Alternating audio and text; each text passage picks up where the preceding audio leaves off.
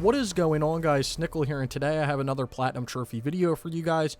Today I'm going to be getting the Platinum Trophy in Assassin's Creed Valhalla on the PlayStation 4. Now, the last trophy that I do have to get is Orlog Champion, which is to beat all of the Orlog players.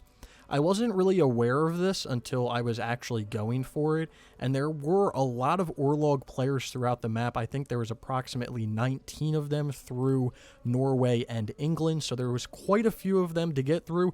This was a little bit of a slog to finish up, but anyway, with all of that being said, let's get right into this video. I was live streaming myself get this Platinum Trophy over on Twitch. I do live stream all my Platinums and various other games over there, so if you want to go follow me, there is a link for that down in the description below. So how are you able to beat all of these Orlog players and become the Orlog Champion? So the best way that I figured out is you just use the very first god favor that you have, which is to do damage. And then essentially what you do is you're just going to roll, and every time that you roll, you're going to pick up anything that has the red dash square around it or any of the hands, because you want to get as many of those like little chips or whatever they are as you can get. And then when you get enough chips, then you're just going to do like the 8 damage or the 5 damage. Between doing damage when you're rolling and doing everything, you should be able to do the 8 damage and then the 5 damage, and then you should be able to beat your opponent. Now, as I was going through all of these 19 Orlog players, I actually only lost to maybe around 3 of them. So all the other ones I was able to beat on my very first try. So they're really not too difficult. Anybody can really do them if you just use the method of grabbing the dice with the red square around them and then any of the hands. Now, for the rest of the game, because I know I'm going to get a lot of questions on this, how was the rest of the game? It was quite an experience. So it took a decent amount of time to get through, and the map actually wasn't as big as something like Assassin's Creed Odyssey, but when it comes down to it, you do have to explore a lot, but it doesn't really feel like you're not making progress as you're exploring, so it is something nice to kind of get through. Now, when it comes to the story and it comes to the narrative of the game, I think that Valhalla has definitely saved Assassin's Creed when it comes down to it, if you look at, you know, something like Odyssey. So from a narrative standpoint, if you were kind of out of it because of Odyssey, Valhalla will definitely bring you back. But all in all, this is going to be a big time commitment if you do want to go for this Platinum. Now, when I did get this Platinum, there wasn't any DLC or anything out yet, so there wasn't, you know, I got the 100% when I got the Platinum, and we'll get into some numbers at the end of the video with how long it took, you know, difficulty, I think, and then, you know, looking at DLC coming up. But all in all, again, if you are a fan of the franchise and, you know, Odyssey kind of pushed you away because of maybe narrative, or there was, you know, stupid gameplay aspects because you were like a god or any of that, or that's kind of how you were treated, there's nothing like that in this game. It's very grounded, and it kind of feels like it's going back to the original Assassin's Creed that we were getting before we got like the RPG, kind of like Origins. You know, even though Origins was the RPG one, it kind of feels it feels more realistic, and it's honestly bad to say that because Odyssey was the only reason or the only game that really made you not feel that way. It's crazy that one game can ruin it for you. But again, these Orlog players and going for this trophy is really not too difficult, and really anybody can do it if you just use the method that I discussed. All the other stuff around the map, from a difficulty standpoint, nothing is really too difficult. You do have to do a lot of fighting. You're going to have to do a lot of questing. You're going to have to do a lot of things. There's multiple maps. You have England, Norway, Vinland, I think. Yeah, Vinland, I guess is what it is. You have the god maps, so, you know, Asgard and Jotunheim. I think there's like 5 different maps throughout the game that you'll have to explore. You know, luckily, if you want to say that, some of them are smaller than others, so it's not like you're going to have to be exploring like 3 Assassin's Creed Odyssey size maps, because the England map, which is the main map in this game, actually isn't even close to the size of Assassin's Creed Odyssey, so it's not going to feel like a huge game.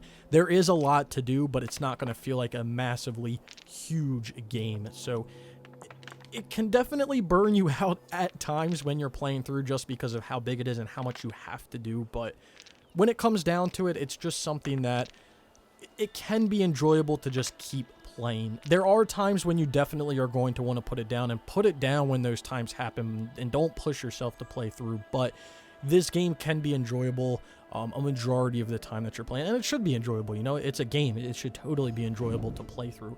But here we go. We're finishing up. We did our 8 damage earlier. We're going to be using our God Favor to do our 5 damage. There we go. He tried to heal, but he didn't get it. So we beat that guy. That's the last guy that we needed. These guys are usually in like bigger cities. So if you're going to clean this up later on, you can like fast travel everywhere, which is really nice. So there's going to be our trophy Orlog Champion.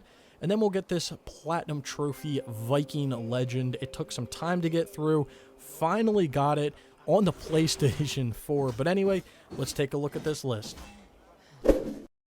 So here it is, 100% with a Platinum. No DLC or anything yet, but I do anticipate that coming later on. So as you're looking through the trophy list here, you're going to see that there are trophies for completing arcs, which we'll get into.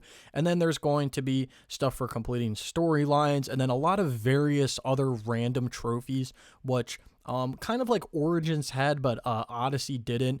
And they're going to require you to do, again, everything on the map, which was kind of expected. But there are a handful of just various random trophies that you can get at any point as you're playing through the game, which I really like to see in Assassin's Creed games. I really don't like to see like everything so focused on like the story and then, you know, collecting everything and doing all. I like to see those various other random things that the game kind of makes you do, even if it's kind of tied to something or, you know, having to complete everything later on. At least it feels like you're kind of making progress as you're playing through the game and you're going for other, you know, bigger trophies. You're getting those little things and a few other little trophies out of the way. But that is the trophy list there. Anyway, here's the profile. Trophy level 533, 35%. I've got 12,111 total trophies. Got 8,296 bronze, 2,670 silver, 967 gold, 178 platinums, and like I said, 12,111 total trophies if you're into that numbers kind of stuff.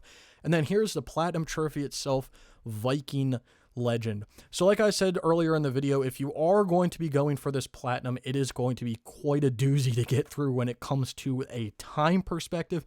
Difficulty doesn't really matter because you can play on really like the easiest settings for everything.